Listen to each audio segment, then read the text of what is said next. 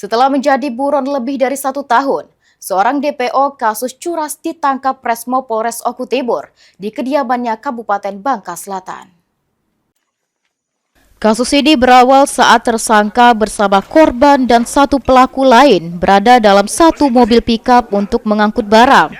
Setiba di Jalan Lintas Sumatera, wilayah Pulau Negara, Oku Timur, tersangka mengancam korban menggunakan pisau, mengikat tangan korban, menutup mata, serta membekap mulutnya.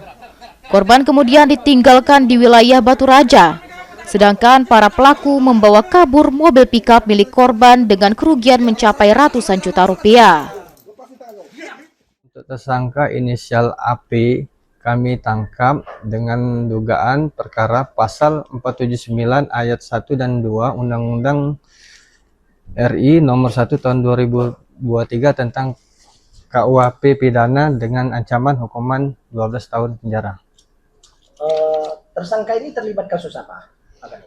Pencurian dengan kekerasan. Jadi kami menindaklanjuti ada laporan dari korban terkait permasalahan perampokan mobil pickup yang terjadi di daerah BP Peliung.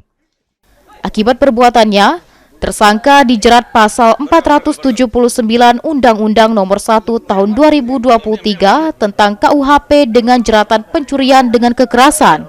Sementara pelaku lain masih dalam pengejaran polisi. Francisco Arikarwana, PAL TV.